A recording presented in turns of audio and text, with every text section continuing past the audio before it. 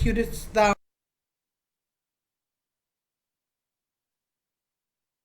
Who art thou, sire?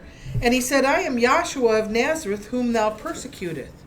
But rise and stand upon thy feet, for I have appeared unto thee for this purpose, to make thee a minister and a witness, both of these things which thou hast seen, and of those things in the which I will appear unto thee, delivering thee from the people and from the nations unto whom now I send thee, to open their eyes and to turn them from darkness to light, and from the power of Satan unto Yahweh, that they may receive forgiveness of sins and inheritance among them which are sanctified by faith that is in me. Whereupon, O King Agrippa, I was not disobedient unto the heavenly vision, but showed first unto them of Damascus and of Jerusalem, and throughout all the coasts of Judea, and then to the Gentiles, that they should repent, and turn to Yahweh, and do works fitting for repentance. For these causes the Jews caught me in the temple, and went about to kill me.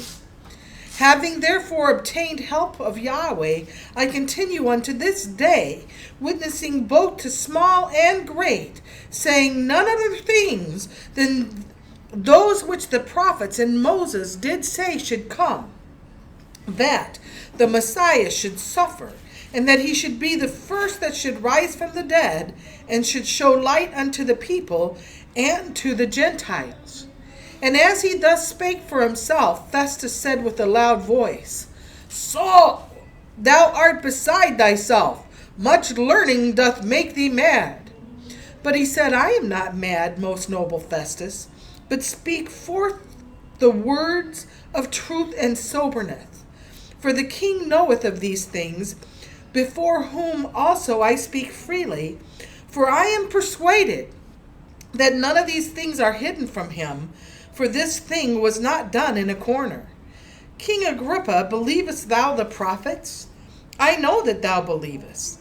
And Agrippa said unto Saul, Almost thou persuadest me to be a disciple. And Saul said, I would to Elohim that not only thou, but also all that hear me this day, were both almost and altogether such as I am, except these bonds. And when he had thus spoken, the king rose up, and the governor, and Bernice, and they that sat with them. And when they were gone aside, they talked betwixt themselves, saying, This man doeth nothing worthy of death or of bonds. Then said Agrippa unto Festus, This man might have been set at liberty if he had not appealed unto Caesar.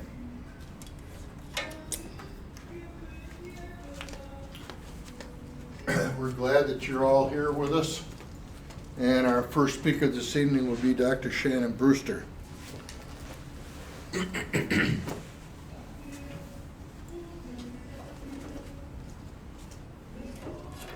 Evening, class. Good evening, I'd Shannon. like to say that I'm happy to be here and happy to have anything to say about this teaching that we've had the distinct privilege and honor to have been drawn into, and it's nothing that we found. You're invited to this place, and you didn't get here on your own, right? And I think that's so important because you might think that there was something that you could bring to the table, and the reality is there's nothing. You weren't in control of any of it. You know, and I think it was read in one of the last classes of I think over in the first chapter of John, where it said Philip findeth Nathanael and said, "We found him." Yes. And he was completely wrong because they didn't find him, right? He found them. Yeah. And it's important to kind of have that in the right order. But what we have under discussion here is nothing less than the teaching that was delivered to us by way of Dr. Henry Clifford Kinley. And to anyone who's listening and under the sound of my voice, it's just so important that we get off right out from the outset that nothing that we're saying is of our own mind. It's not of our own intellect. The only reason we exist and what we endeavor to get across is to impart that which we received from Dr. Kinley. And Dr. Kinley claimed to have had a divine vision and revelation straight from the Creator himself, said that he was caught up to the third heaven. And the way he put it, if you were to listen to him down through the years, he would almost any time he was called on to speak in front of an audience, he would often say how long he had been preaching, and you would hear for 30 years, for 35 years, and its summation, for 45 years, Dr. Kinley taught and preached all over coast to coast, the United States, and around the world, really, that he had been sent by Yahweh and that he had truly had a divine vision and revelation. And what he said about it was that he had literally begged us to make him prove it.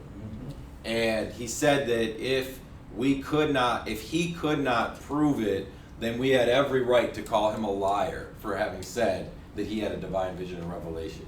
And he said that he ought to be able to prove beyond a shadow of a doubt that he was there as far as the third heaven is concerned, and that he could prove it, and we were not obligated to believe it unless he did so. And he spent 45 years doing just that, and never taking a dime, never wanting to be paid or compensated, but freely giving what it was that he said Yahweh gave him to deliver.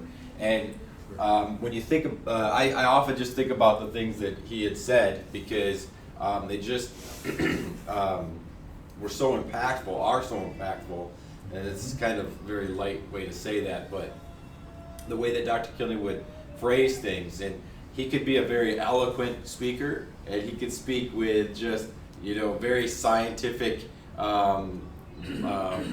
vernacular, jargon, however you want to put it, and he'd say, but when I talk like that, you don't understand what I'm saying, so then he would make it really plain. But he said that we're not coming down to this school for academic intelligence and for theological speculation. What we're here for is nothing short of having a profound understanding of Yahweh's purpose, and that if he couldn't give it to us in a way that was concise and fundamental, and these are the words he would say, fundamental, basic, irrefutable, concrete, fact, then there was no basis for it, So we have what we have here is something that is not being imparted as just some philosophy, as it were. It's something that should be rooted and grounded in truth and in fact, and that's why when you hear the moderation, it's talking about it being a scientific research organization, right? This is not something where we're just spewing ideologies and speculations. This should be irrefutable fact, and that's the way that Dr. Kinley would talk about understanding Yahweh. And it's just interesting because those are not the kind of words that people normally associate with religion. That's right. But yet, that's the way Dr. Kinley would speak about the place that you should come to. And so he would say that not academic intelligence, not theological speculation, but divine intelligence. That's right. And divine intelligence is something completely different, and it's not something that you can study up on, you can go to school for. It comes by revelation, and that's why at the end of the day, we're not really trying to convert the world. It's really Yahweh's, by Yahweh's dictates who understands and who doesn't, right? So there's no discouragement in that fact. In fact, we're kind of at the tail end of the thing as far as Yahweh's purpose in the flesh, and is the way he said it, it's just going to be a remnant.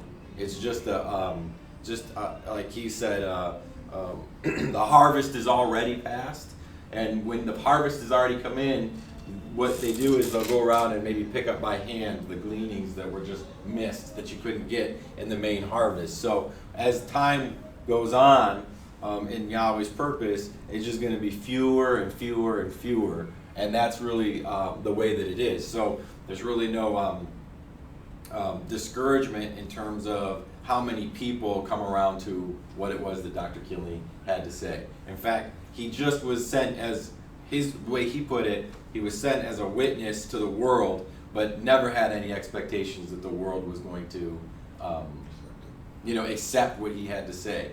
But at the end of the day, I think it's over in, I think it's in, isn't it Ezekiel, where it said that they will know that there has been a prophet among them? I don't know if I could. So at the end of the thing, you're gonna know that the truth was told to you, right? And so Yahweh would not be just if he were to hold us accountable and he hadn't sent somebody. And that's that's the main reason that Dr. Kinley was sent into the world at the end of the age to, as he put it, close out the age. And so what we have here, and I don't know if were you able to find that? No, I'm sorry. If there's a prophet among No. That they will have known that the prophet was among us. Maybe that isn't in Ezekiel. Oh, we don't have to get that, but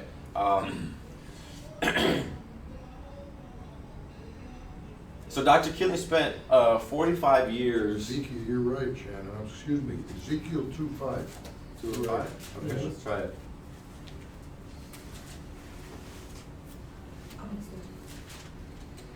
Ezekiel 2:5. And they, whether they will hear or whether they will forbear, for they are a rebellious house, yet shall know that there hath been a prophet among them. So there you have it, right? Whether you hear it, whether you forbear it, whether you accept what's being said, you're going to know that there has been a prophet among you. And many people come to this school, and they might come to one class or a few classes. They never forget the things that are taught down here, because you don't hear these things just any place up and down the block. And have somebody prove to you beyond a shadow of a doubt that Yahweh's real, that he has a name. And we had to find out, simple, very simple things, that we walked into this school and found out that that Lord wasn't a name, God wasn't a name.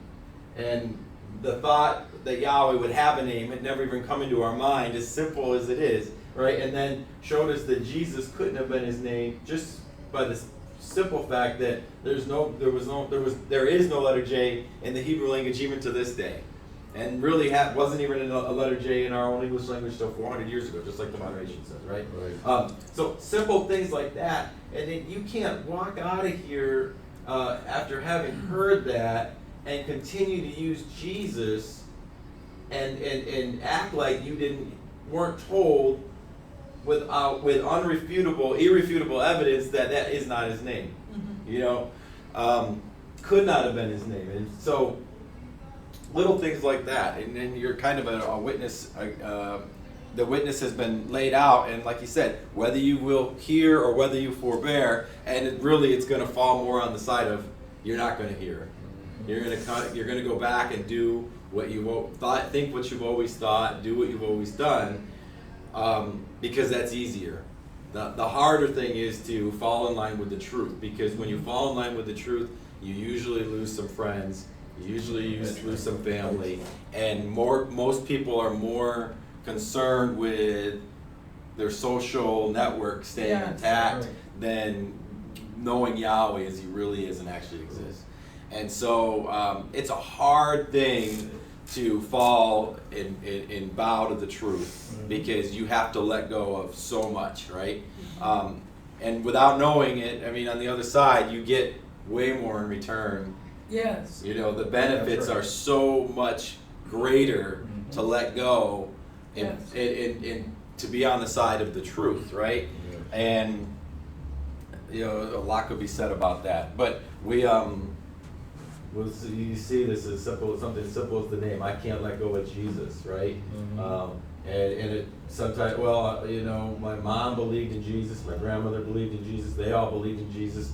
I can't go a different way than what they went, and so I'll just continue on with it, knowing that it's an absolute impossibility that could have been his name. And that's the state and condition that most of us find ourselves in. So I'm saying that you're probably going to fall more on the side of forbear, and he kind of laid it out there, because he said they're a rebellious house. right?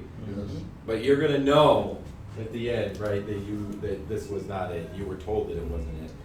We actually read as a scripture lesson a couple weeks ago, Yahshua talking about Jerusalem. He said, "O Jerusalem, Jerusalem, thou that killest the prophets and stonest them that were sent to thee."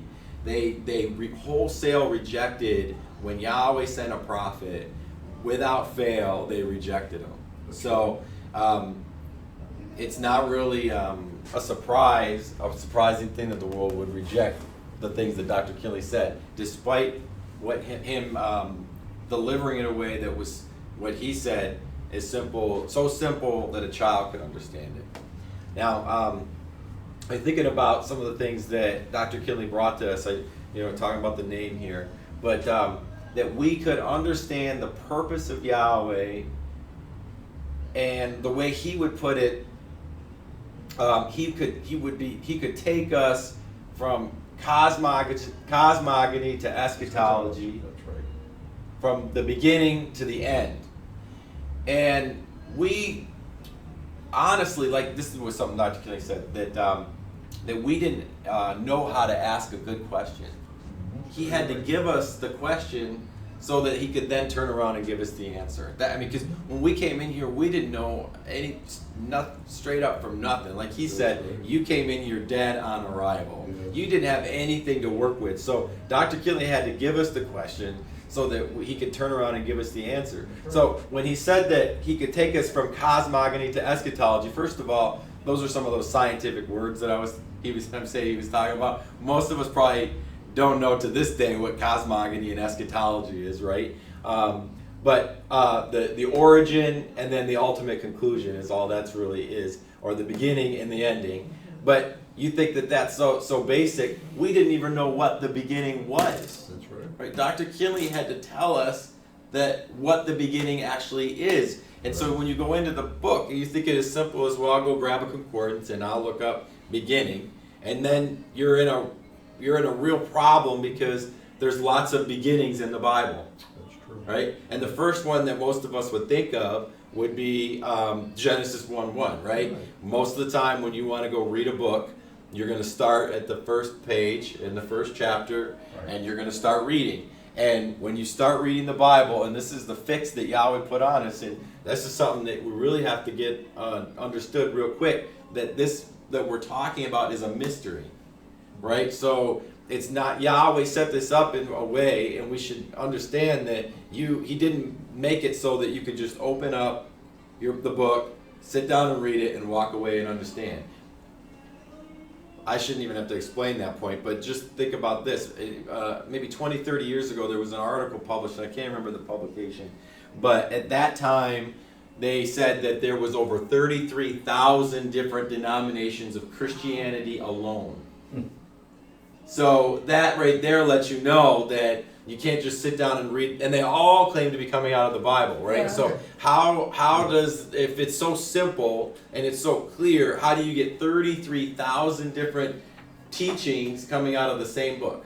And that's just Christianity. Yeah. And we could go into Judaism, and you find out there's all kinds of factions inside Judaism too, right? Correct. We read the scripture lesson tonight, and we were reading about the Apostle Saul, and he said that he was a Pharisee, and Pharisees were just one of the sects of Judaism. There was others at the time called Sadducees, right? That's right. Dr. Kinley put a play on that and said they were Sadducee because they didn't believe in the resurrection, right? But there was all kind of factions and sects and creeds and different ways of looking at things, and they all claim to come out of the same book. So you ought to know that we're talking about Yahweh is a mystery. Otherwise, they would all just open it and they'd all be on the same page. And they're not on the same page, and history has proven that people get so bent out of shape over what they believe, they are willing to kill somebody, and many, many people have died at the sword down through time over what they read in that Bible. So you're not going to just be able to return to what your own intellect and read this stuff. But my point that I'm going after is that you open it up and get that for me and just read it. Genesis 1:1.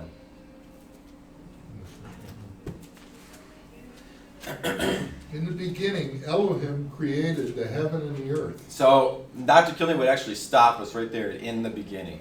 In the beginning, and you'd say, stop right there. You say, in the beginning of what, who said so, and how do you know? Yeah. And here he's asked 3 questions, and you're 3 words into the book, and you can't answer any of them, right?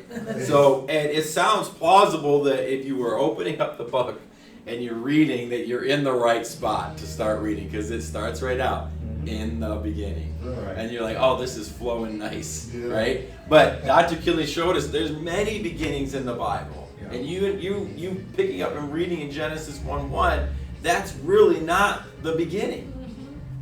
And so let's go get another beginning, and then I want to come back to that point, and we'll see where this goes. John 1:1. John 1:1, yeah.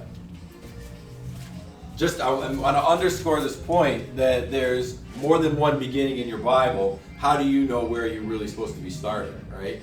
Go ahead. John 1:1. Uh-huh. In the beginning was the Word, and the Word was with Yahweh, and the Word was Yahweh. Now, what I'm trying to get across is that these are 2 very different beginnings. That's right. Right? And you're just in a fix in terms of trying to break this down and understand which one is the right one. Now, in reality, the one that we're reading here in John, this is the beginning in the sense of Yahweh's creation, in that he's picking up here. In the beginning was the Word, right? So, and Dr. Kinley was the one. I hate using that term like that, but Dr. Kinley took us back here and showed us how this worked. Okay, and when you break this down, he would say, take everything off this chart that we have up here. Everything, even and the only thing you're going to leave on this chart is this cloud. And this cloud is depicting Yahweh in his pure spirit state. Okay? And he had to go in and tell us, first of all, what spirit even was. Now, everything that I'm saying here is found in your Bible. We don't have time to pull out the scriptures on all of it, but we had it read, I think, last class. Bruce, you called Yahweh being spirit over in Corinthians, Second Corinthians, the 2 and I can't remember. So you can pick up Yahweh being spirit, right? And then Dr. Kinley showed us that it wasn't good enough just to say Yahweh is spirit. You have to understand what spirit actually is. Right. And so Dr. Kinley put it up here and made it easy for us. He showed us how that spirit is actually attributes. Right. And those attributes are not what make Yahweh up in the sense that he has these things. Yes. This is what Yahweh is. Right. So when you see intelligence, that is Yahweh. Okay? Intelligence, wisdom, and knowledge, beauty, love, and justice, foundation, power, and strength. These are the 9 principal attributes that make up spirit. And this is Dr. Kinley, and you can go in the book and show different aspects of that to pull out that spirit is those things. But you'll see that replicated in other areas of Yahweh's creation because he has to demonstrate and give witness to that. You're not just being, I'll kind of try to draw that out a little bit. So you have Yahweh in his pure spirit state here. He said to take everything off the cloud except everything off the chart except the cloud. And then you have this cloud being here, and this is Yahweh in his pure spirit state. And in that state, this is the way Dr. Kinley put it, he is the ultimate source, substance, limits, and bounds of everything. Okay? And you can't get outside of Yahweh to look back on him. That's right. To describe him in this state. This state is indescribable and indiscernible. Right. And you can't describe him because you can't get outside of him to look back at him in this state. He is the all in all, right? And that's all. I can put that on there too. And so in that state, indescribable, inscrutable, incomprehensible, impossible to understand in this state. So he had to come down into a lower state so that you could appreciate him. And so these 9 attributes, as it were, move into a discernible shape and form. that Dr. Kinley said was this super incorporeal being. Okay? Well, what I'm trying to get across right now is what we call the Godhead. Okay? So this here is the Son, and the job of the Son is to declare the Father. And I don't know where to get that. John 1:18. Oh, we're in the same chapter then. Mhm. So let's keep reading where you were in John, and then we'll drop down to that point, because I wanna make sure that I get that. John 1:1. In the beginning was the Word, Uh-huh. and the Word was with Yahweh, and the Word was Yahweh. See, now look, we're not saying that this thing is anything. This is not someone separate. This is Yahweh Himself. The beginning was the Word, and the Word was with Him, but the Word actually was Him. Right. You know, in some religions, they teach that Yahweh or God is a Trinity, three distinct people, right? In fact, but that was actually a man-made concept at the Council of Nicaea in 325 AD. They came up with this idea of the Trinity. But guess what? That word Trinity doesn't even appear in your Bible. Right. Right? So just kind of get that, think about that for a second.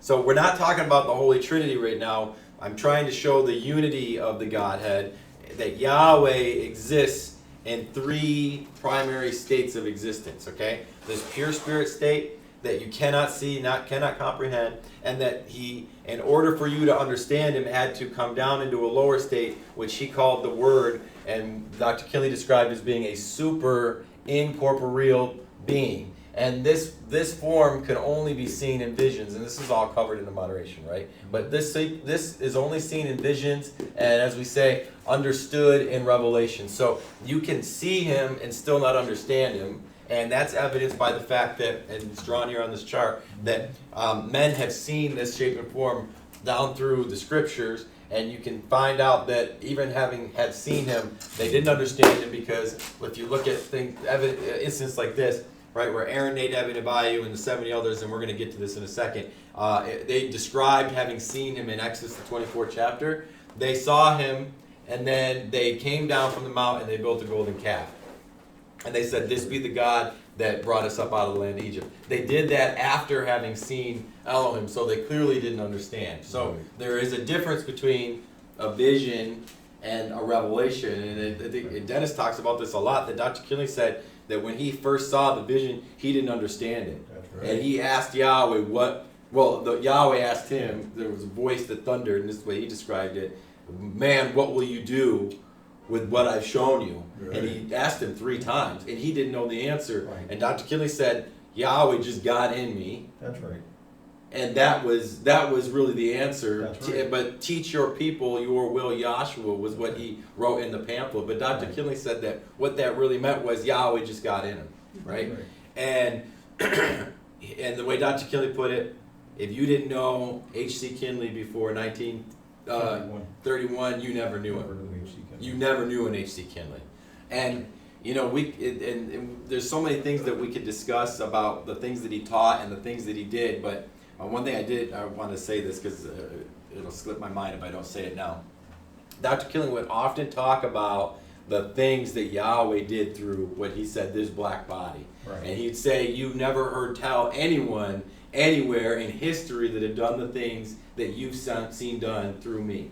And he would recount and repeat the things that he had said and done, so-called healings that he had done and predictions that he had made. He'd say, "Look, I've told you the history of the world." And then right in the second breath after saying that, he's like, "Now you ought to know good enough that I didn't do those things.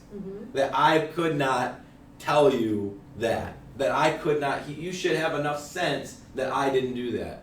He said that could be nothing less than Yahweh in me doing That's right. that. That's right. And so the credit was, the point I'm trying to get, Dr. Kinley always gave the credit not to himself, Right. but to Yahweh. And he was That's so clear about it, even as he was just thundering about the things that he had done in front of the people in this school. He turned around and said, "You shouldn't be so stupid to think I did that." Yeah. That's right. And you can hear that on tape over and over and over again if you want to listen. I mean, and it's just amazing. When he said that he told us the history of the world, he told, now I wasn't even born at the time, so I shouldn't say us. those that were witness and sat around this school when Dr. Kinley walked and taught those 45 years saw some incredible things. That's right. You know, he predicted that Franklin Delano Roosevelt would be elected to a 4th term in office when everyone said that's not even possible, it's not constitutional. He said he would be elected to a 4th term in office and he wouldn't live a year in to that 4th term. He said that ahead of time. This guy here, Carl Gross, he sent him a letter, told him when D-Day was going to be ahead of time. That was one of the most close guarded secrets at that time. Mm-hmm. And he sent him a letter saying that D-Day, the date of D-Day. He said that, I'm just rattling off a couple here just because amazing things that just really are not possible. We're spending a lot of money in the state of California right now to try to get a earthquake system up and running so that we could get maybe 30 seconds notice of earthquakes. And this man, on repeated occasions, predicted earthquakes days, if not longer, in advance. Predicted an Alaskan earthquake on March 27th, 1964. Predicted years in advance that Pope John the 23rd would not live to see June the 6th, 1963. And wrote it in a book and mailed it to him. Said, you are not going to live to see June 6, 1963. And Pope John the 23rd had 500, this is documented history, you can Google this, 550 million Roman Catholics were praying for him at his request that he lived to see June 6, 1963. And Dr. Kinley said he wouldn't live, put it in a book 2 years ahead of time. It's in our Elohim, the Archetype, Original Pattern of the Universe book that he had written and sent out to the world in 1961, 2 years ahead of time, put it in that book. And sure enough, June the 3rd, 1963, that man passed. There's many other things. Said that the Thresher would be at the bottom of the ocean. He said that John F. Kennedy would be nominated, elected, and assassinated while he was in office. All of these things recorded on tape, and as he said it, I told you the history of the world, and then turn around and say, and you ought to have enough sense to know I couldn't do that. Mm-hmm. So, but that is demonstrating the power that Yahweh was manifesting through this man. Irrefutable, undeniable fact that this man was doing and saying things that were just impossible for a man to be able to do, right? So anyway, I want to get back to where I was at with this. In the beginning was the Word, and the Word was with Yahweh, and the Word was Yahweh, right? So keep going. The same was in the beginning with Yahweh. This same one was in the beginning. So what am I after here? I'm trying to get to showing where the beginning really is. And Dr. Kinley says, Dr. Kinley told us, there's many beginnings in the Bible. How do you know which one? Mm-hmm. How do you know which one, when you're looking at this, where are you? So, keep going, Jerry. All things were made by him, and without him was not anything made that was made. So all things were made by him, and nothing was made that... And without him was not anything made that was made. Without him was not anything made that was made. And so... this is, we're like deep into things that you could spend a whole class on, in terms of what it was what we have under discussion here that's so special. Because first of all, a lot of the world that's out there, they speculate whether God even exists. So when you make a statement like all things were made by him, they immediately got a problem with something like that, right? Because they've got a creation with no creator, right? And well, is there really a God, right? And there's a lot of reasons why you might want to ask a question like that. One of those being there's a lot of atrocities that go on in the world, and people kind of get their mind all twisted up about, well, if God is good and he's all powerful, then how would there be things like what we see in the world today, things like the Holocaust, things like the wars and needless and senseless death of innocent people, and we could go on and on and on about all those things, and it almost looks easy to just throw up your arms and say there couldn't even be a God then, right? If those kind of things exist. So someone would be willing to step up and dispute with you if you could even say that all things were made by him, because they question whether him even exists, right? So I'd almost have to stop there and demonstrate and prove that there is a way to understand that Yahweh is real. And Dr. Kinley put it like this, as far as you happen to have a divine, a profound understanding of Yahweh's purpose, you have to know that he exists. And as he put it, you have to have a personal experience with him in yourself. So this is very much more intimate than us just coming down here for some academic research. Right. This is about seeing Yahweh in you. And as Dr. Kinley would put it, being ever conscious of the ever presence of Yahweh. And when you really truly come to a profound understanding of the things that I'm trying to say, but really the things that Dr. Kinley brought to us, you really just fade out of existence, as it were, because you come to find out, like, even if I went back to this right here in this cloud, as if he is the ultimate source, substance, limits, and bounds, and as Dr. Kinley said, and that there's nothing co-eternal with him, Yahweh is truly the only thing that exists. So we're really trying to get you out of the way and introduce you to who you really are and have been the whole time. Okay? So, and that can be easier said than done, but you've got this Elohistic shape and form here, this super incorporeal form, and it says that he made all things, right? Now, in order to, it was Dr. Kinley that showed us that how he did that was he brought Moses up here atop this mount, and when he got ready to show Moses how it was that he brought the creation in, when he was standing here, and this is the way it's pictured here, so I'm just explaining the picture. He faded out of existence. He faded out, not out of existence, but he faded out, and then he faded in as this threefold tabernacle pattern. And then he showed Moses how that he had brought the creation in according to this threefold pattern. So that's why when you read in Genesis about the days of creation, they're all broken down into threefold parts, because it was showing that they were being brought in after this tabernacle pattern. But truly, the reason that he faded out and faded in as the tabernacle was to show that this tabernacle is really just a representation of me. Right? Now, when you go in and you look at the vessels and the makeup of this tabernacle, first of all, it was a most holy place, a holy place, and a court roundabout, a court that went roundabout the most holy place and the holy place. But inside there was furnishings, and the furnishings, there was 9 primary furnishings in the tabernacle. And I wanted to make that point, because when you're back here, you don't really have the ability. Did you? Keep the 18th chapter verse there, John. You can't see. I already said this was incomprehensible, inscrutable, and indiscernible, right? So if that holds true, then the fact that we even have these attributes painted here is really, we're almost ahead of ourselves. The only reason that they can be painted there is because it was revealed that that's what was back there. And so when you look at this tabernacle, these 9 furnishings are here to show and point up to those 9 principal attributes. Okay? And they were resident in this body. And you had that for me. Let's try to get to that point. John, should we go to 18 or am I missing? 1:14, that's good. No, 18. Yeah. No man has seen the Father at any time.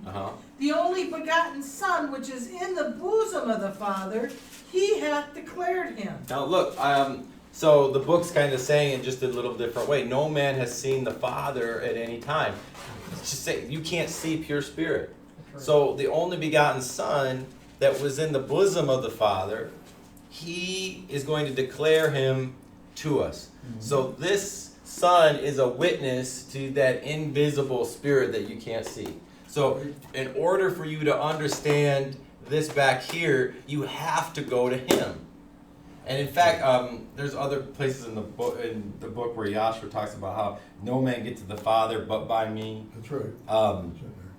And he made a statement that all that came before me were thieves and robbers. That's right. Right? Right.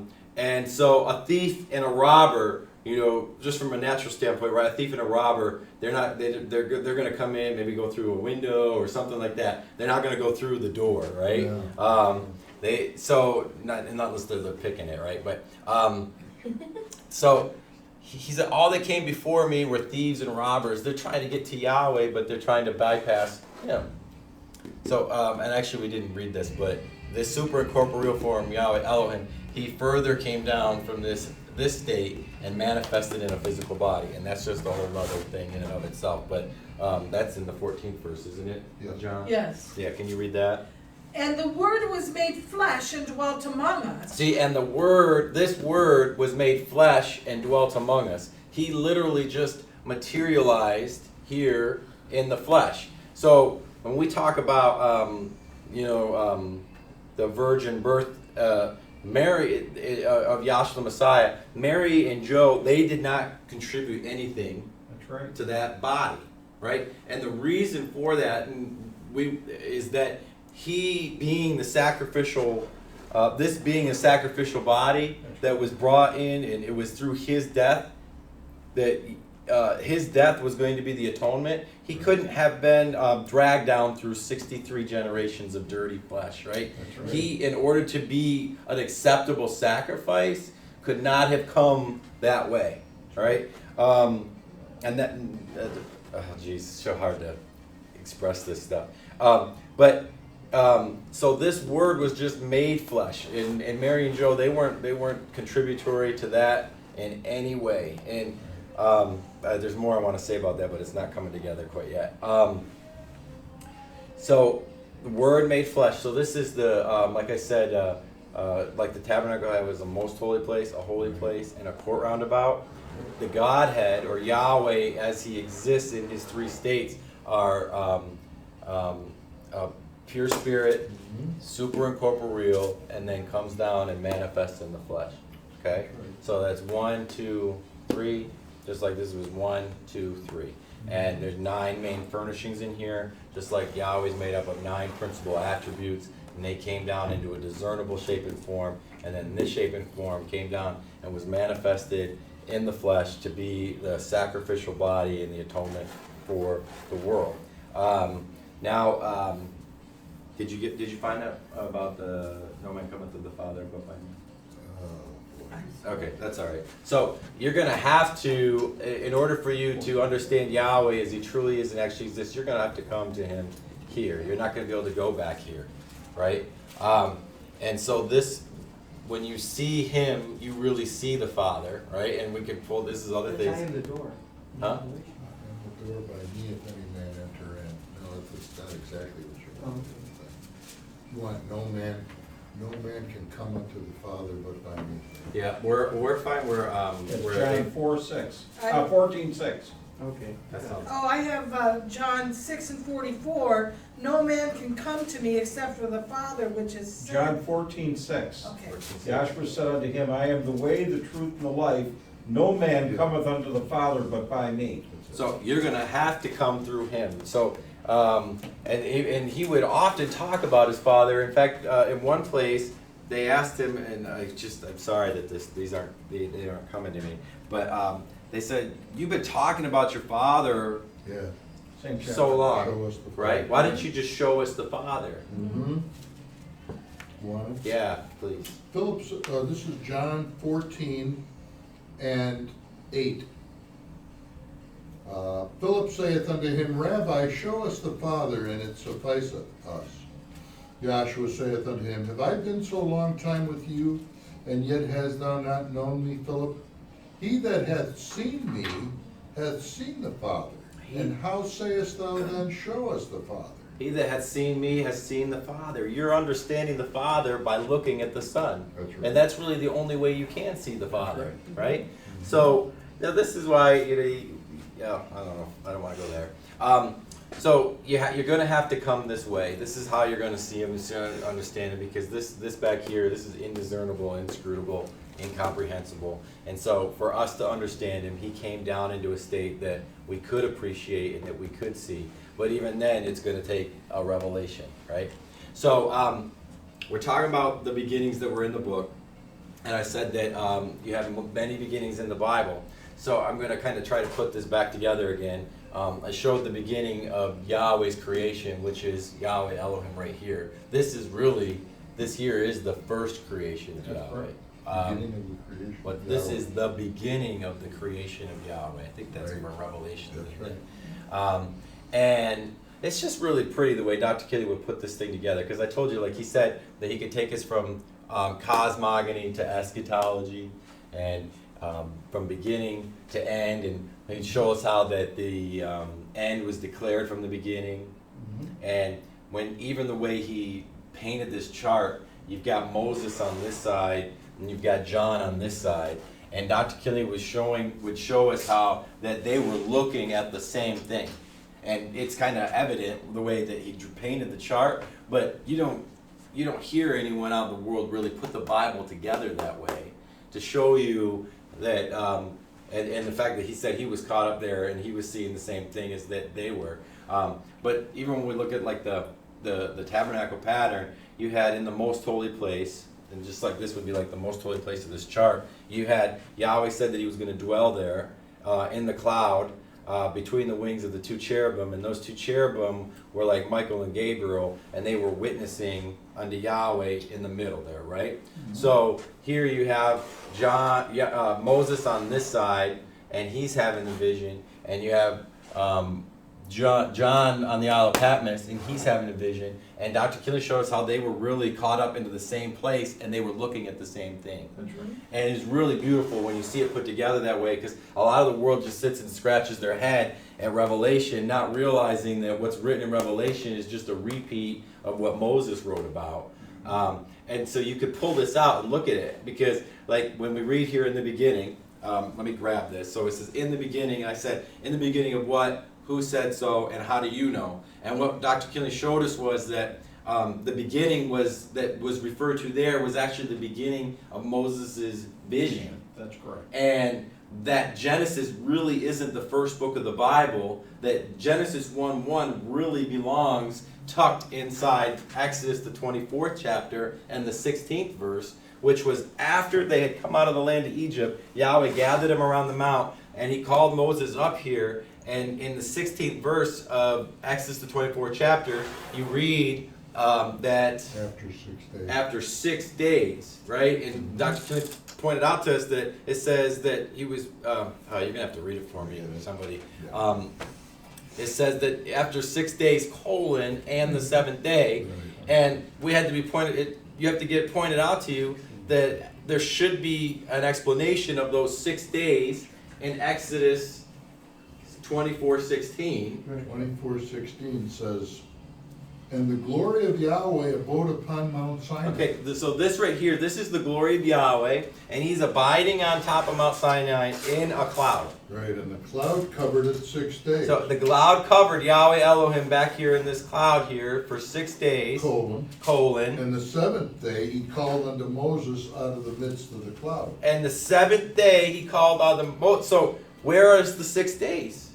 Right. And so you have to go into Genesis 1:1 to pick up the account of those 6 days, and you kind of find out that there's so much that could be that Dr. Kinney went into in great depth about this. But here but keep reading in Genesis. Genesis 1? Yeah. Genesis 1 and 5 says, and Yahweh called the light day. No, go run. Start at the beginning. Yeah. In the beginning, Yahweh Elohim created the heaven and the earth. Mm-hmm. And the earth was without form and void, and darkness was upon the face of the deep. And the Spirit of Yahweh moved upon the face of the waters. So you have the Spirit of Yahweh moving on the face of the waters in Moses' vision. We could jump all the way over to Revelation, and when John saw him, he said that he heard him, and his voice was the sound of many waters. That's right. So you can start to appreciate that they were looking at the same thing. And you can even read in Revelation, same kind of thing of what happened in Exodus, where he said that he heard 7 thunders, right? And then he says, I was about to write, and the Spirit told him, well, don't write. Why? Because it already had been written by Moses. The 7 thunders that John was seeing was the 7 days of creation. The days of the 6 days of creation, and him resting on the 7th day. And we could even correlate things like, Moses was on top of a mountain, And John being on an island is nothing more than a mountain in the sea. But you can pull out and recognize that they were looking at the same thing, okay? And then, even kind of, I'm sitting down, so I probably shouldn't do this, but we often talk about how Dr. Kinley said that you could swing Egypt up here, and the migration of the children of Israel out of Egypt was the self-same thing as him migrating this way, right? So when you're down here in Egypt, this is like a creation before creation. What happened as they were getting ready to leave here, they had to offer up a lamb, right? So you read that this Yahweh Elohim, which is the first creation of the beginning of the creation of Yahweh, he was the lamb that was slain before the foundation of the world. So there was a lamb slain before the foundation of this world coming in. And so for them to come out of here, there had to be a lamb slain. And so when you have this lamb slain, then you have the 6 days of the creation. When you come down to the third day, you had the waters rolled back and the seed of vegetation come forth, right? So after this lamb was slain, they went a 3 days journey and they came to the Red Sea. And we've talked about this. They didn't have to come by the Red Sea. That was not the most efficient way to get where they were going. But he brought them to the Red Sea, and it was an impasse. Yahweh caused the sea to tunnel over and dry ground to appear. And so these children of Israel were the seed of Abraham. So you had this being like the seed of vegetation coming forth on the third day, just like the seed of vegetation came forth on the third day here after the slaying of this lamb. So you're seeing this migration just swing up here and be the self-same thing. See? It's really pretty. And Dr. Kinley would just draw this out, and so you listen to how he pulled that book together. He had every right to boast about his ability to go from cosmogony to eschatology, and from beginning to end, and as he would say, from Genesis to Revelation. I hope that something I said was actually understandable, and I appreciate having an opportunity to have anything to say. I'll give the floor. And our next speaker will be the Dean of the Oceanside Branch, Dr. Dennis Volpe. Thank you. Well, we really enjoyed the lecture that Dr. Brewster just imparted to us. And I want to continue with what he's saying because my mind was thinking about this. Dr. Kinley had made a statement at one time that we were going to have to know the purpose of Yahweh in order to be saved. Now, I remember when that statement was brought out in one of our conventions back in the year of 1991. And there were people that were very, very concerned and upset when they heard that statement because they started to wonder if they knew the purpose of Yahweh. These were people in the teaching. And one of the things that we have to understand is this. It's been said here in our class down here in Oceanside before, and I'm sure as well as other places. This is not a class to try to familiarize you with what's in the Bible. Dr. Kinley said this is not a scripture quoting, Bible toting contest. Yeah. We're not trying to get you so you know the book from cover to cover, which he knew before his vision. Right. Yeah. Now what we're trying to do is get you to know the mystery that's hidden. Yeah.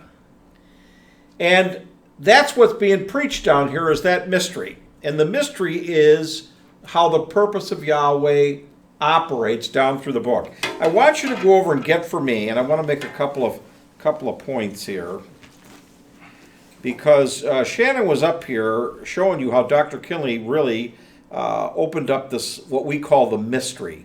I want you to go over to, let's go to Romans 16 and 25.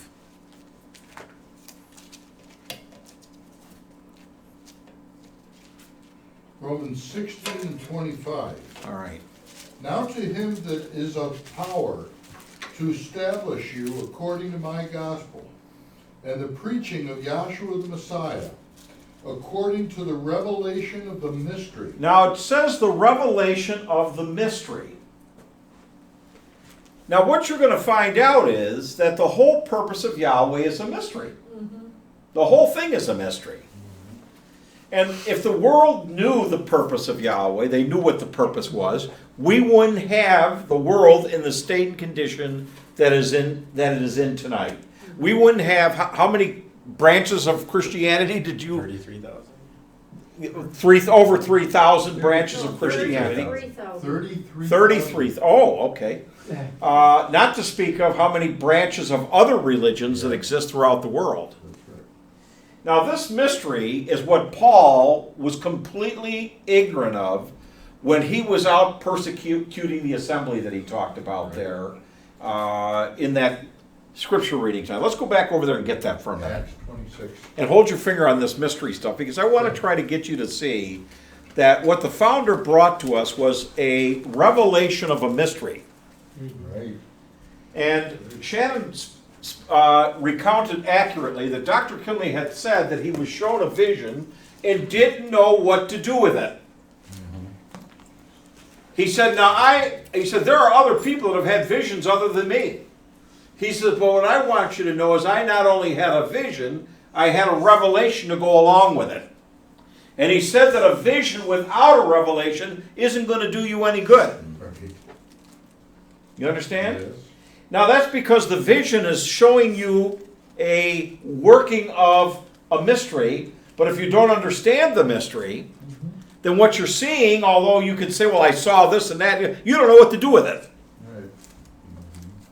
Now down here, what we're preaching to you is not just that there is a pattern, but we're trying to get you to see how it's opening up Yahweh's intention or his purpose that he's trying to get us to understand now under the covenant that we are now residing under. And that's to say, since this first covenant was taken out, and it was pointed out in one of our classes recently, and Dr. Kinley used to say this, I think it was also Shannon again that had quoted this.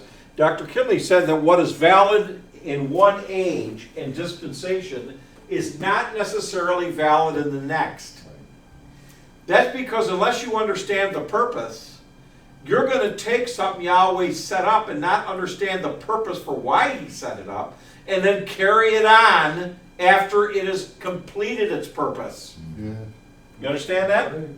And that's exactly what they've done. They took these ordinances that were set up here under the old covenant, dragged them, as we often say, past the cross and set them back up again. And now they're called Christianity. Right. You follow? They were Judaism back here, but the reason why the Christians have adopted these things is because the people that were what they consider to be the first Christians, I'm talking about Peter and the apostles, they were all Jews. Yeah. So they assumed, and even when the Messiah came in, he was doing things that were set up under the Mosaic law as a Jew would do. Yeah. Isn't that right? Such as the Passover. So they assumed that after his death, burial, resurrection, they would just carry those things out because the Messiah did it and the apostles did it, so that means we're supposed to do it. They didn't understand the purpose. Yes, that's right. You understand? Yes. Now, what did I just ask you to get for me? Acts the 26th chapter. All right, now I want you to get down there where Paul talks about how he was chasing down the followers of Yahshua the Messiah. Yeah, it's in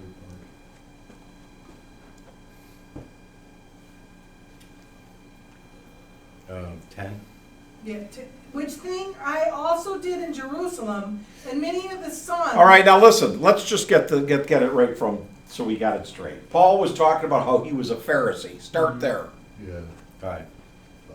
5, which knew me from the beginning, if they would testify. Now here's what's going on. Paul is before this king, King Agrippa, I believe. Yes.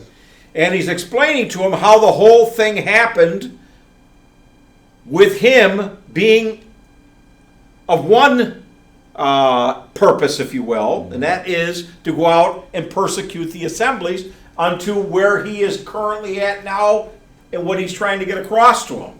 Right. And he said he's trying to tell him I was a Pharisee, which was a religious leader. a man that knew the scriptures and thought that he understood them. Just because he could quote them, and he could tell you what Isaiah said, and what Jeremiah said, and what it says in the law, he thought that was what made him to be of an authority. You understand? Watch, read. Which knew me from the beginning, if they would testify that after the most straightest sect of our religion I lived a Pharisee. Read. And now I stand and am judged for the hope of the promise made of Elohim unto our fathers, unto which promise our 12 tribes instantly serve Yahweh day and night, hope to come. For which hope's sake, King Agrippa, I am accused of the Jews.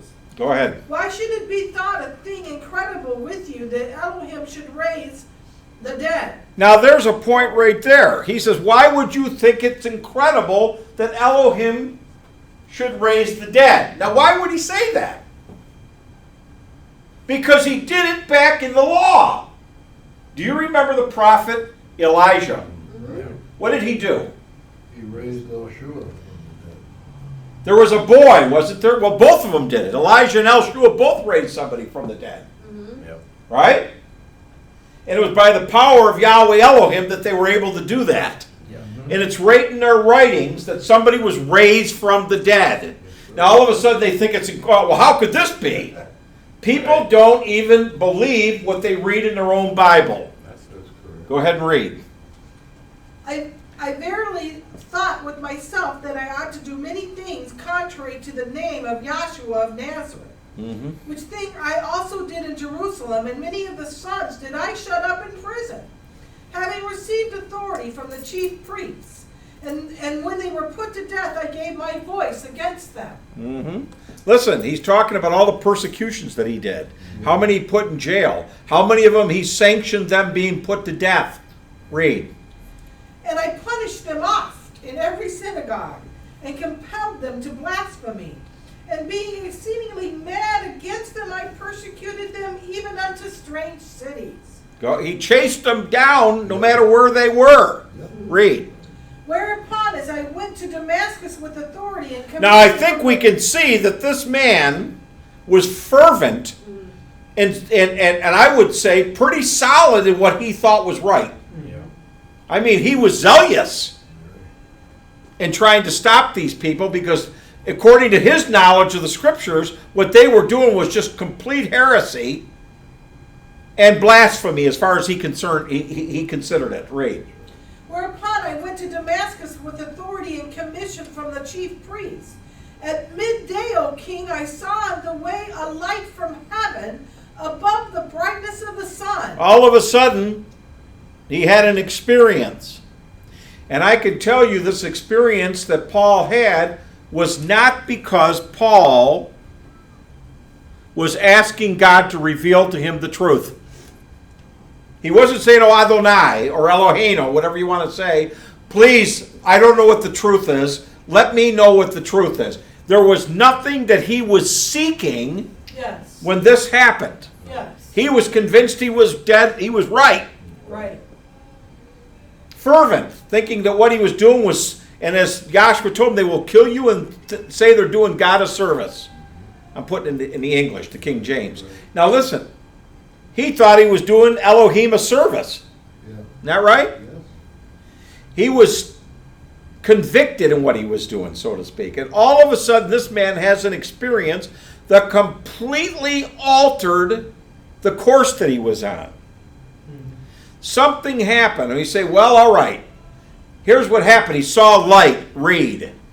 At midday, O king, I saw on the way a light from heaven, above the brightness of the sun, shining round about me and them that journeyed with me. Right, read. And when we were all fallen to the earth, I heard a voice speaking unto me, saying in the Hebrew tongue, Saul, Saul, why persecutest thou me? Now listen, he's hearing a voice. He still doesn't know who the heck it is that's speaking to him yet.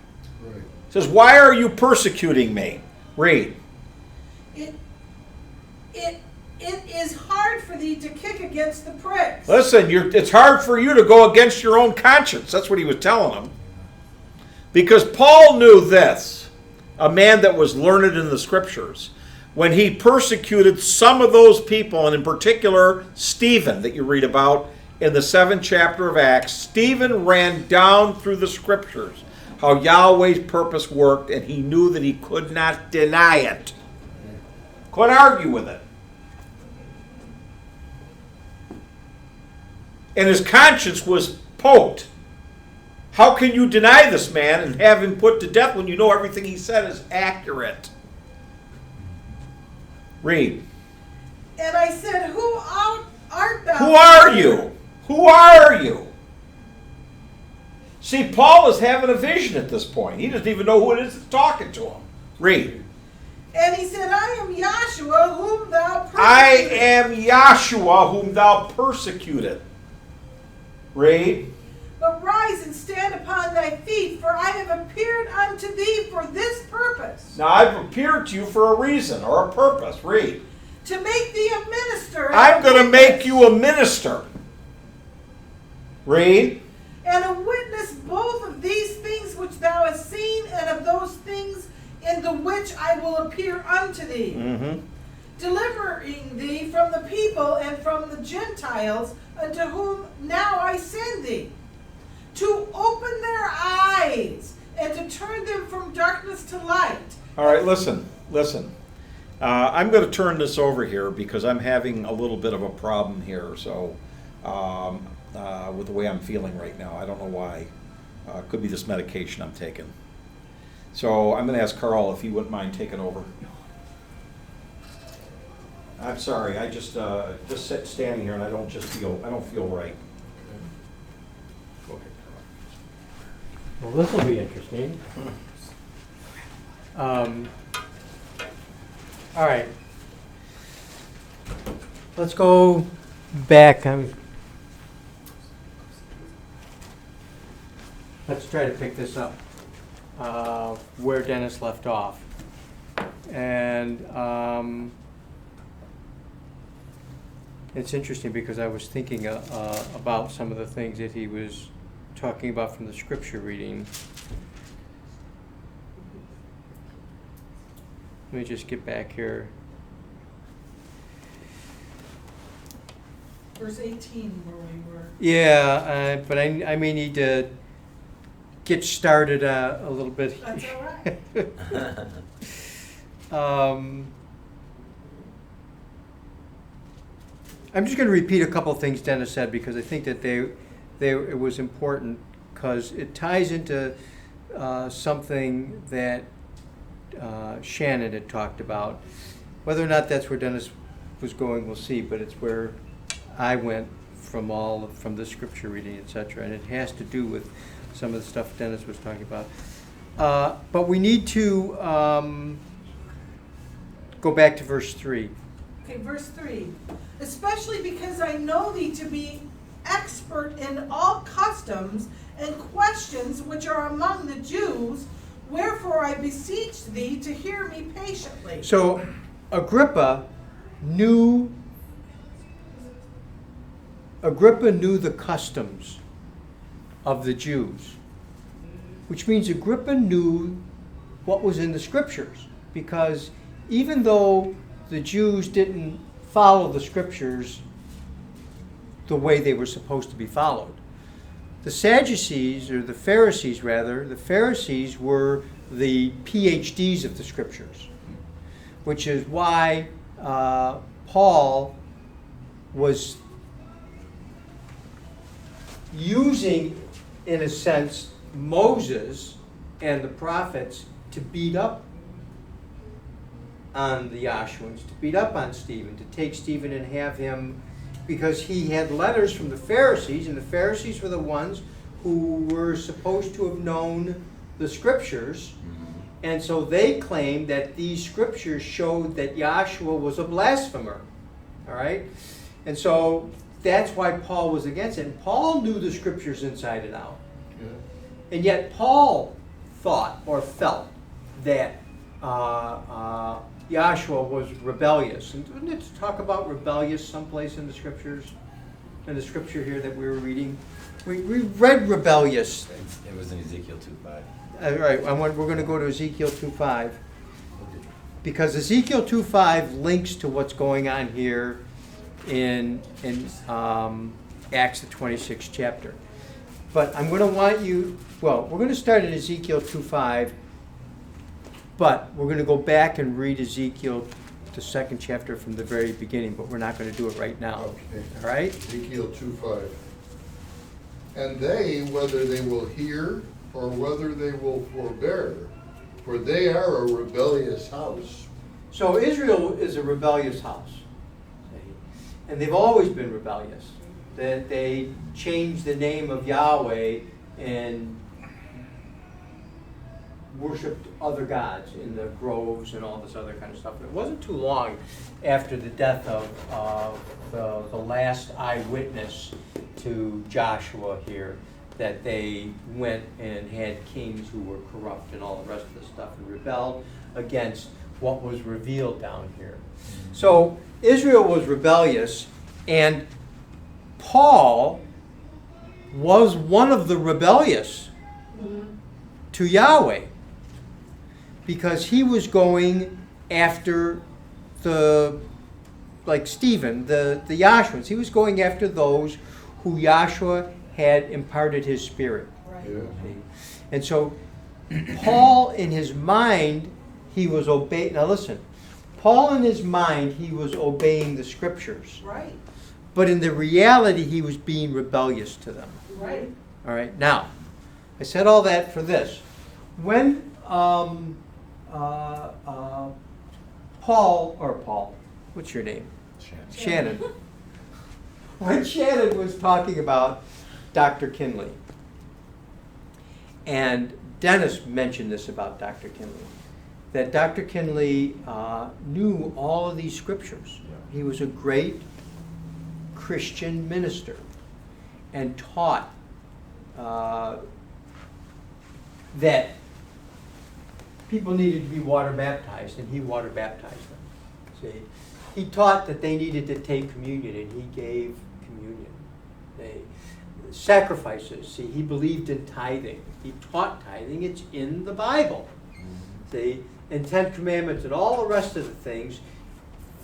Dr. Kinley taught these things. But now watch. One of the problems that Dr. Kinley had was grace. Yep. Because grace is unmerited favor, and yet all of Christianity talks about that there are works of grace, things you need to do to obtain grace.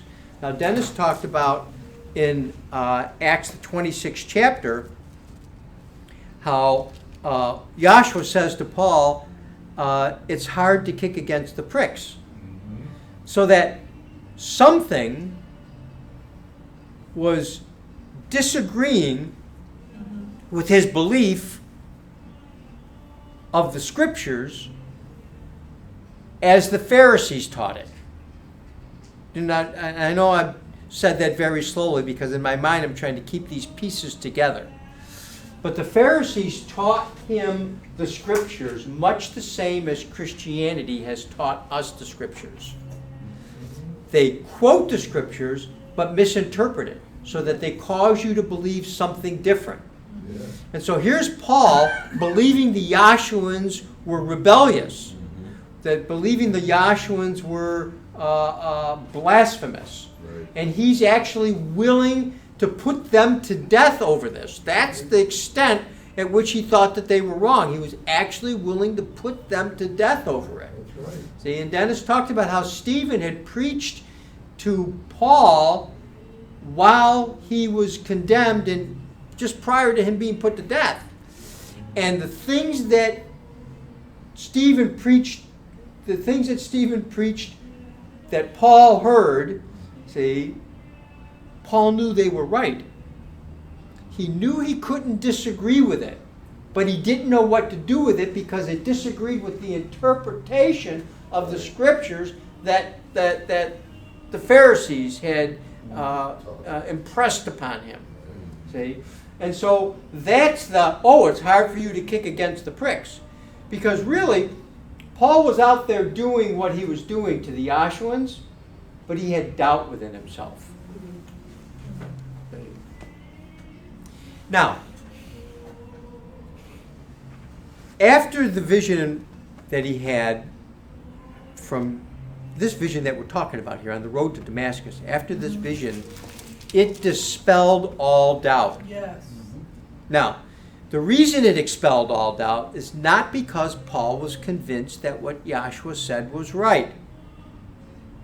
Now, I want to let that sink for a minute, because we live in a mental world of needing to be convinced of something, and then we agree with it. Okay?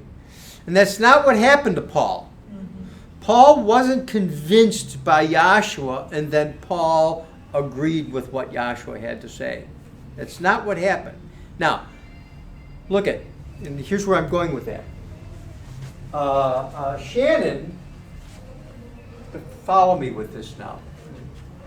Shannon talked about how Yahshua was not of Mary, or as he put it, Joe's flesh. Got awful personal with Joseph there. I got a chuckle out of that. But you know, you talk about a virgin birth, and even in Christianity today, there are many questions about this virgin birth, because they don't really understand it, and there are a lot of debate as to whether he was half man and half God, because he was born of Mary. See, and so they figure, well, we will give you the fact that maybe Joseph didn't contribute, but there's no way that it wasn't Mary's egg. Right. As far as Christianity is concerned. So much so, she gets a free ride to heaven. As far as the very first Christian doctrinal organization has laid out. I'm talking about the Catholics. They assumed Mary up into heaven, both spirit, soul, and body, the whole thing. Because, see, it was her egg that did this. She's the actual mother of Jesus Christ. And what Dr. Kinley had revealed to him, okay, was that it wasn't Mary's egg and it wasn't Joseph's sperm that produced this body, this specially prepared body, which is the final manifestation, okay, of the sacrifice that this is being represented by. I'm going to say that again. This is the culmination or the final this is a specially prepared body that all of the types and shadows down through the law of the prophets pointed to. This is the end all, see, of him coming in the flesh. If I can say it like that. This is the end all of him coming in the flesh. He doesn't come in the flesh anymore after this.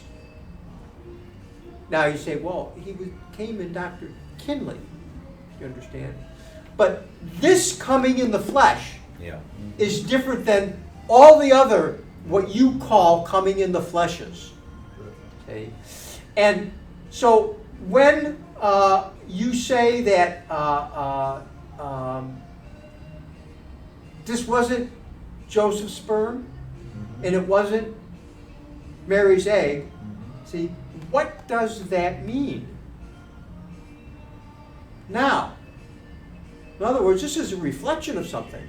This is a reflection of how the Holy Spirit manifests in the flesh, isn't it? This is how it happened. This is how he took on this shape and form and manifested there, just as Joshua the son of Nun, really appeared here in the wilderness. It wasn't a born and raised and all the rest of the stuff and then hopped over the Red Sea and came here and met with... It's not how it happened. He was, Joshua the son of Nun was Yahweh Elohim made manifest in the flesh like this was. The difference is that this was a specially prepared body as the culmination of all the sacrifices. It's the end point, see, of... I want to say it's the end point of the purpose, but it's not appropriate to say that, if you know what I mean, because the purpose still rolls on after this. But really, this is the end point of the purpose to the extent that all of these things are types and shadows down through here. And then on the day of Pentecost, the types and shadows were brought into their reality. And a reality is something that's permanent. In other words, that will go on for eternity. The types and the shadows don't go on for eternity, but the reality goes on for eternity. All right? Now, watch. Because this is going to go into the second chapter of Ezekiel. Look at it. If I can say it like this, Yahweh Elohim stepped into the womb of Mary. She was found with the Holy Spirit. Now follow where I'm going with this. Go into Ezekiel 2, start at 1. Well, before you do that, let me just make this statement. Look at, and I think, Shannon, that you said this, and correct me if I'm wrong, but if you didn't say it today, you said it in the past. See, that, when, and I know Dennis has said this, and Dr. Kinley has said this, which is why we say it. And it's important to understand. Dr. Kinley had this vision, and he didn't know what to do with it. Right? Yes, right. You did say, this is what you talked about today. Dr. Kinley had this vision, and he didn't know what to do with it. Yahweh said, what will you do with this man? Yeah. And the way that he found out what to do with it was that Yahshua stepped into him. And at that point, there wasn't a Henry Clifford Kinley after that. Now, I want to work with what that means and how it ties in with what's going on here, and how it's the way that Yahweh has always worked, because it's the only way that he can work. And I don't want to confuse people about this, but I want you to know that some of the stuff we talk about, really all of the stuff we talk about, has a purpose and a point to it that is valid for you. It has to do with how Yahshua works with you. See? And so this stuff, we're not just, and Dennis talked about this, we're not just trying to teach you Bible stuff. Yeah. We're trying to have Yahshua become a reality in your heart and mind. Yeah. And the witnesses are all here for how that happens. See? Now, look at, so Dr. Kinley said that Yahshua just stepped into me, and there wasn't a Henry Clifford Kinley after that. All right? Yahshua just stepped into Mary as the shape and form. And there never was a Yahshua, the way the world looks at him, to not be that Yahshua anymore. Yeah. Did you get that? Do you understand what I mean? In other words, as an analogy of Dr. Kinley being stepped into, see, I'm trying to show not Mary being stepped into, but a body being stepped into that might be other than Yahshua, that now you wouldn't know the past Yahshua. There was no past Yahshua here. This was a virgin birth. Okay? But in this case, what happened to Dr. Kinley was really the same thing, because there was no Dr. Kinley after this. Now watch how this thing works. Go to Ezekiel, the second chapter, and start at 1. 2 and 1. And he said unto me, Son of man, stand now, at my feet. Look it. We're reading out of the Bible like everybody does. And I'm telling you, the stuff that we talk about that sounds like lunacy is in the scriptures. It's something that's laid down as the way that the Creator works. And this is an example of it. Start it again. And he said unto me, Son of man. Now look at, so this is Ezekiel speaking. And Ezekiel said, he said unto me. And right away when you read that, you've got a discussion between Ezekiel and God. That's what you got going. See, and that's the way the world looks at it. And that's the way the world feels it happens to them. People who are called by God feel like God has had a discussion with them. And they've been called. And now they're telling you what God had to say. You understand? God answered my prayers. And you get the impression that God talked to him, answered his prayers, appeared to him at the bedside, had all this kind of stuff going on. See, that's the way the carnal mind thinks of it.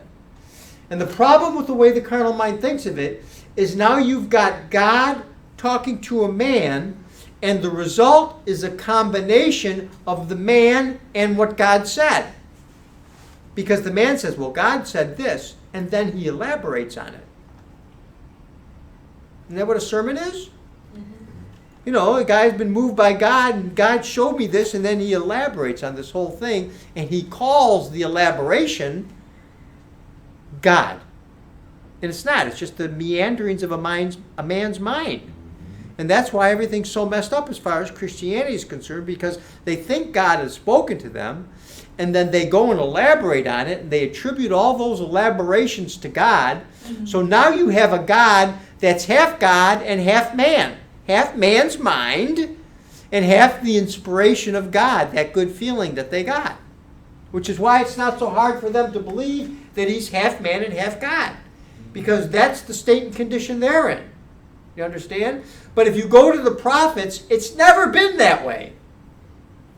Ezekiel or Jeremiah never got to expand on what it was the word said to him to say to Israel. See, this is just important stuff, because there's people expand on things and think that it's just part of the process. And it's never been part of the process. You don't get to expand on what Yahweh has revealed to you. You get to express what Yahweh has revealed to you. That's it. Don't move one side or the other of it. Okay? Now, I want you to read, and I want you to listen to this very carefully. Go ahead. And he said unto me, Son of man, stand upon thy feet. Now you stand up. Read. And I will speak unto thee. And I'm going to speak to you. Read. And the Spirit entered into me. And the Spirit entered into me. Read. When he spake unto me. When he spake unto me, read. And set me upon my feet. And set me upon my feet. Now read the first verse again. And he said unto me, Son of man. Now he said unto me, Son of man, feet. stand on your feet. But and you think he stood right up now and is going to listen. But that's not what happened. Read on. And the Spirit entered into me. Now the Spirit entered into him, read. When he spake unto me. When he spoke. And set me upon my feet. And that set me upon my feet. That I didn't set myself on my feet. I didn't obey him when he said, you stand on your feet. That's not what happened. According to him, see, if you just read that, that's what you think. But he's explaining that, look at, the Spirit entered me and it stood me on my feet. So the Word spoke to him and then entered him and then caused him to follow the Word. Do you understand how the process is? Okay, read on. And set me upon my feet, that I heard him that spake unto me. And that Spirit entered me, set me upon my feet, so that I heard him. I heard him. That spake. That's what I said. That I heard. That's the mechanism whereby the Spirit causes you to hear. It must enter you and take your attention. That is to say, set you on your feet. Because now you're at attention. It's the Spirit that has to get your attention. You understand? And it's the Spirit that enters into you and causes you to follow its instructions. It's not you interpreting the Spirit.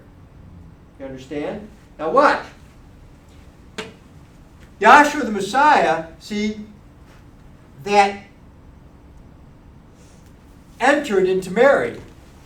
It's not part of Mary's composition. This that happened to Ezekiel when the Word spoke to him, that he was to speak to Israel, was a function of the Spirit that had entered into him, and not a function of a conversation he had with the Spirit, and then he went about because he remembered what it was the Spirit said, and then described to Israel what it was that God said. It's not what happened. In other words, Yahweh Elohim used Ezekiel as a vessel through which to speak his purpose. And Ezekiel didn't have anything to say about it. Exactly. Right. Now, that's the way he always works. Now, here's the difference between Ezekiel and Dr. Kinley. There's a difference.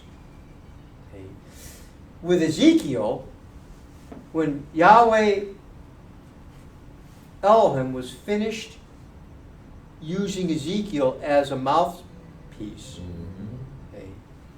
then he stepped back out of it. Yep. Now I need you to go where it's in the New Testament where it talks about they did diligently sought that which. The angels, even the angels look at it. That's what I want, and I know right where it is on the page of my book, but I have no idea where it is. But Second Peter. Yeah. I think it's the first chapter of Second Peter, if I'm not mistaken. 1 Peter 1 and 9. now follow this, because what I want you to understand is that this stuff that Dr. Kinley had revealed to him in this vision is accurate stuff that you can find already in the Bible. So it's not, here's the point, it's not a function of Dr. Kinley having interpreted something that was said to him in a vision because he knew the book inside and out. That did not happen. And it didn't happen to Paul, and it didn't happen to Ezekiel, and it can't happen to you. It can't happen. It can't go that way. See?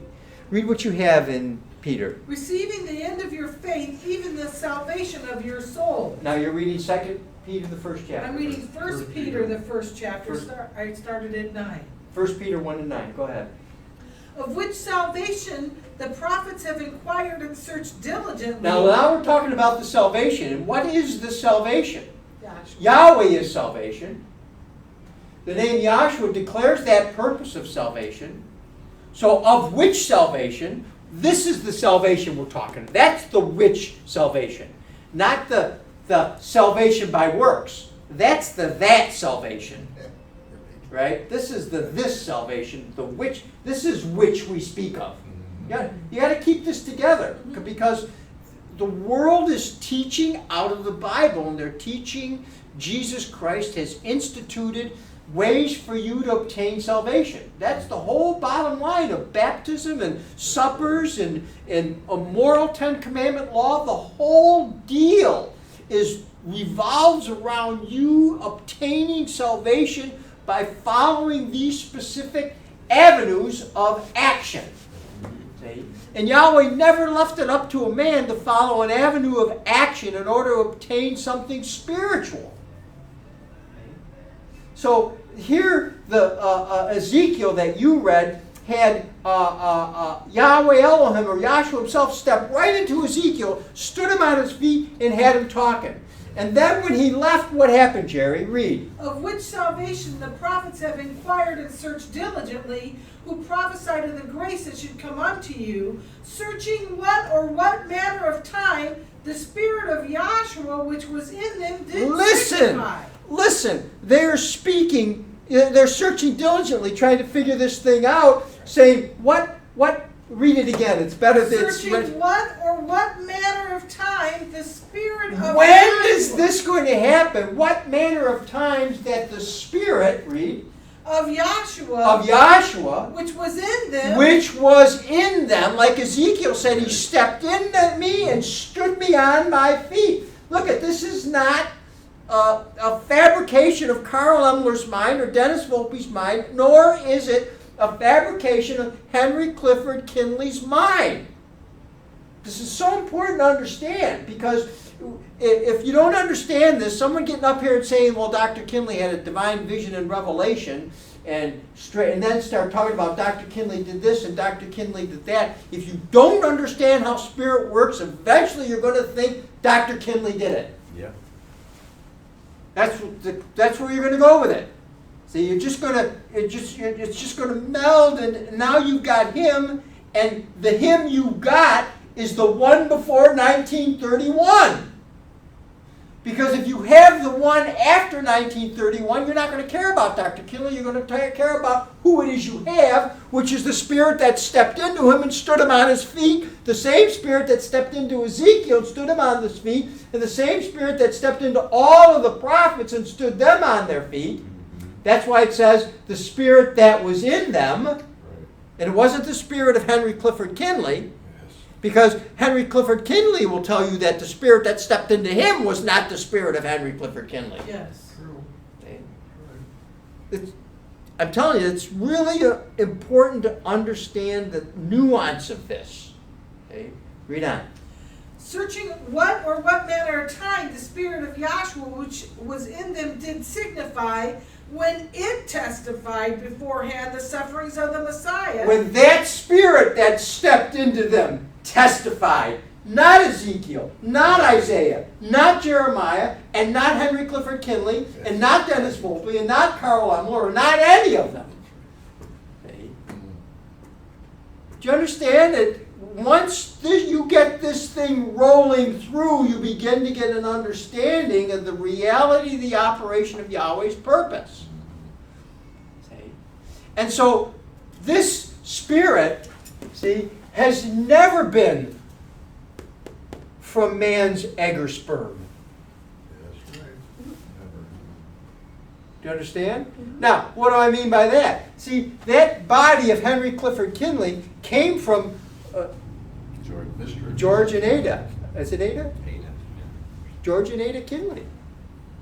That's where that flesh. You can do a DNA analysis on that, and that's. Do you understand? That's what it would reveal. Yeah.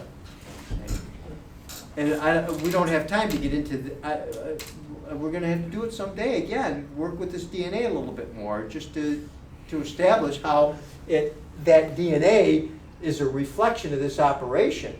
See, and what this happened here, and what this happened here, and what this happened with all the prophets is the same kind of reflection of the operation of how DNA came into a shape and form. Because really, see, this spirit came into a shape and form in Ezekiel. And it came into a shape and form in Jeremiah. And it came into a shape and form in Henry Clifford Kinley. And it needs to come into a shape and form in you. And it's always by exactly the same process. That spirit just steps into you. See? And it is not a product of what you think. It's not you having reasoned something out. Right. And I can't get it now. I'm going to have to look for it again at some point. But it talks about it in the Bible about it. It's not men's reasonings. It's just not. That's just not the way that it is.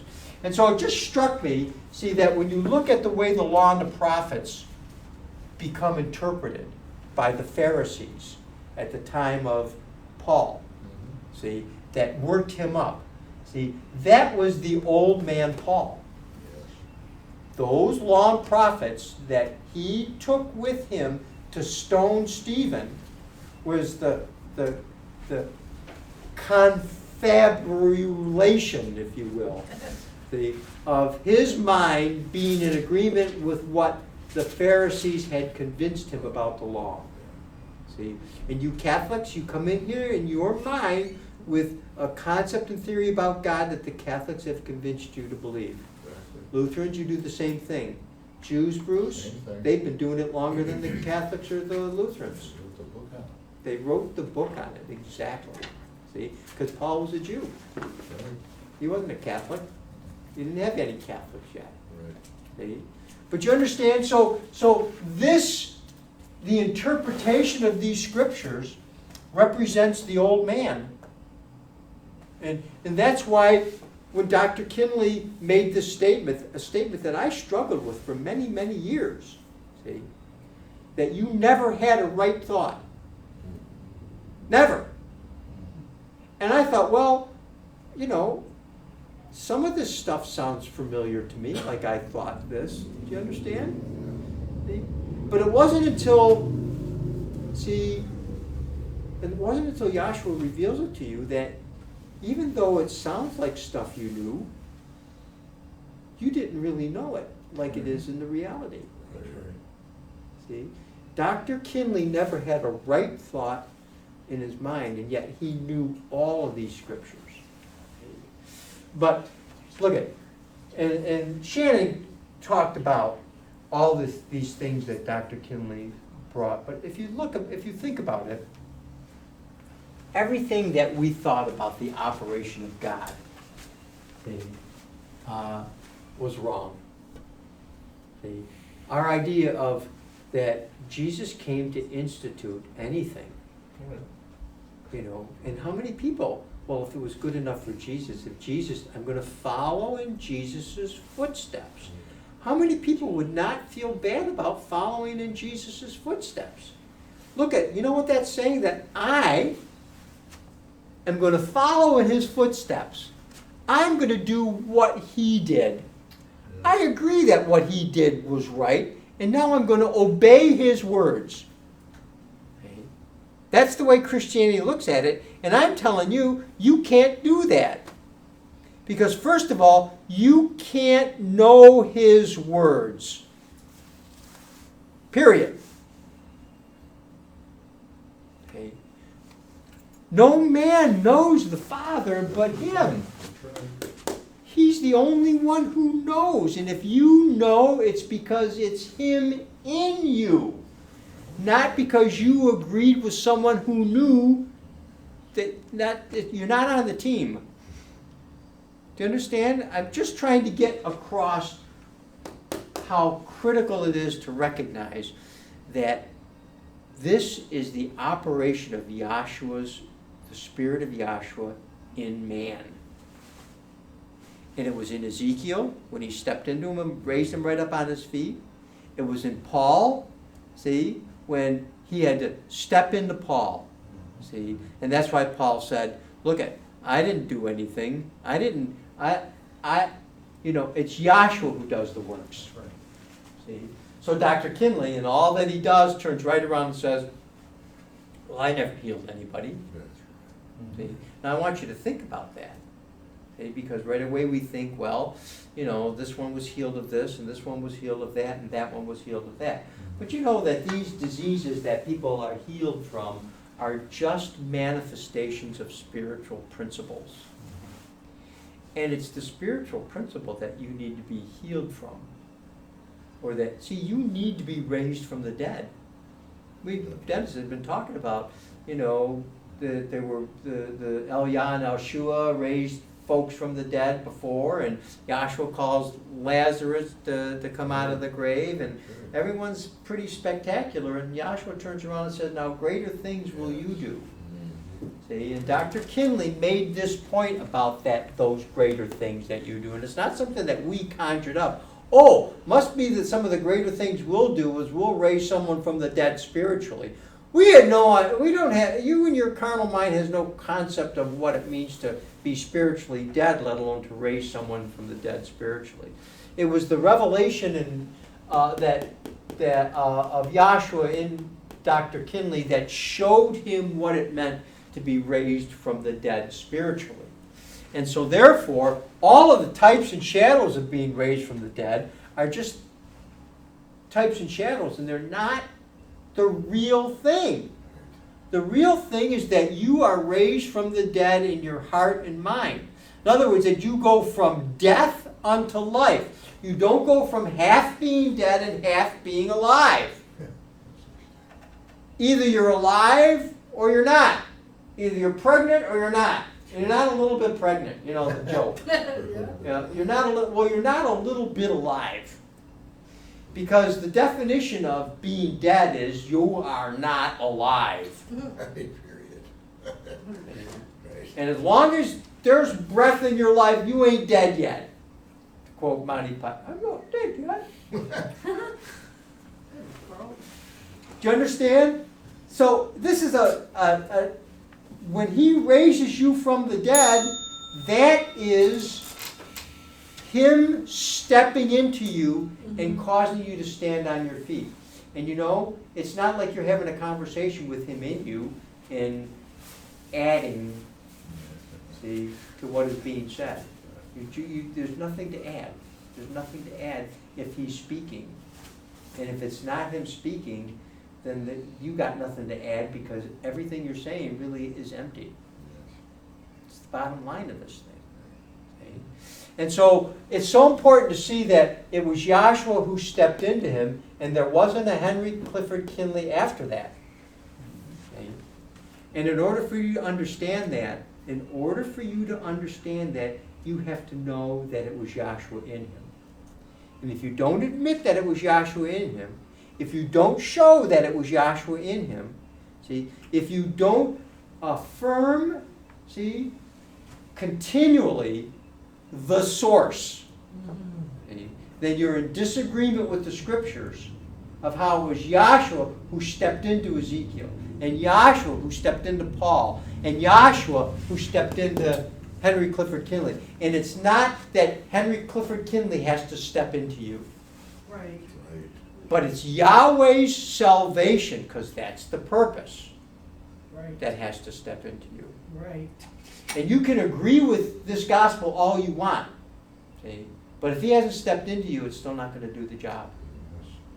Okay? And that's a hard saying. That's a hard saying across the board. It's a hard to stand up here and say it because it's true. So I thank you for the time. Okay.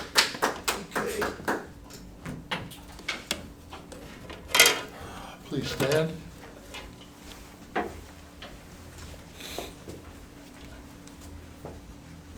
Now unto him that is able to keep us from falling, and to present us faultless before the presence of his glory with exceeding joy.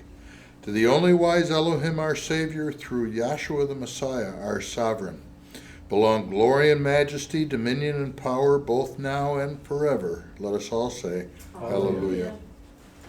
Everybody, I